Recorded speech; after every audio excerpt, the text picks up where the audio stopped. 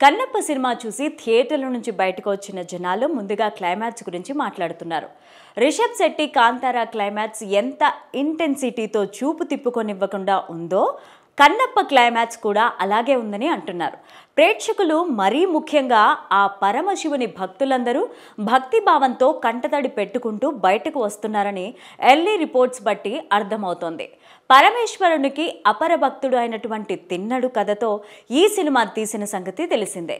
నాస్తికుడి నుంచి శివభక్తుడిగా తిన్నడు ఎలా మారాడు, కన్నప్పగా ఎలా అయ్యాడు అనేది ఈ సినిమా కథ.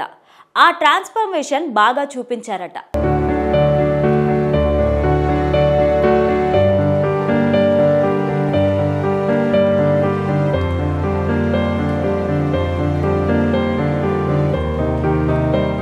కన్నప్ప ఫస్ట్ హాఫ్ కొంత స్లోగా ఉందని రిపోర్ట్స్లో వచ్చింది. మరీ ముఖ్యంగా ప్రీ ఇంటర్వెల్ వరకు బండి నిదానంగా ముందుకు కదిలిందట. ఇంటర్వెల్ బ్లాక్ మాత్రం అదిరిందని అంటున్నారు. మరీ ముఖ్యంగా మోహన్ లాల్ ఎపిసోడ్ టెర్రిఫిక్ అని రిపోర్ట్స్ వచ్చాయి. అతిథి పాత్రలో 40 నిమిషాల పాటు కనిపించే ప్రభాస్ రుద్ర పాత్రలో తనదైన నటన సినిమాను మరో మెట్టు ఎక్కించేసిందట. క్లైమాక్స్ సినిమాను నెక్స్ట్ లెవెల్కు తీసుకెళ్లిందని టాక్ వినిపిస్తోంది.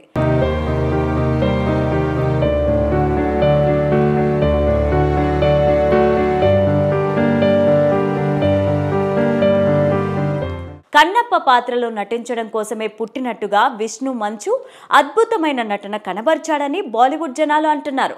ఆయన పర్ఫార్మెన్స్ టాప్ లెవెల్ అట. యాక్షన్, ఎమోషన్ రెండూ సన్నివేశాల్లోనూ బాగా నటించారట. కన్నప్ప పతాక సన్నివేశాల్లో చివరి 15 నిమిషాలు విష్ణు మంచు కెరీర్లో బిగ్గెస్ట్ పర్ఫార్మెన్స్ ఇచ్చారట. ప్రేక్షకులకు తప్పకుండా అతని నటన నచ్చుతుందని చెబుతున్నారు. పరమేశ్వరుని పాత్రలో అక్షయ్ కుమార్, పార్వతీదేవిగా కాజల్ అగర్వాల్ జంట నటన అద్భుతమని బాలీవుడ్లో రిపోర్ట్ అందుతోంది. మోహన్ లాల్ పర్ఫార్మెన్స్ చాలా బాగుందట. మిగతా ఆర్టిస్టులు తమ తమ పాత్రలకు తగ్గట్టు నటించారట.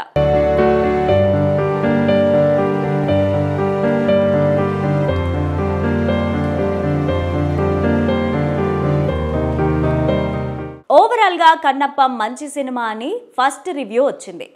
ఫస్ట్ హాఫ్ నిదానంగా కదలడం, నిర్మాణ విలువలు కాస్త తక్కువగా ఉండడం మైనస్ పాయింట్స్ అయితే, విష్ణు మంచు ఎక్స్ట్రాడినరీ పర్ఫార్మెన్స్ ఇచ్చిన లాస్ట్ 40 మినిట్స్ ఆ క్లైమాక్స్ సినిమాను నిలబెడతాయని టాక్ వినిపిస్తోంది.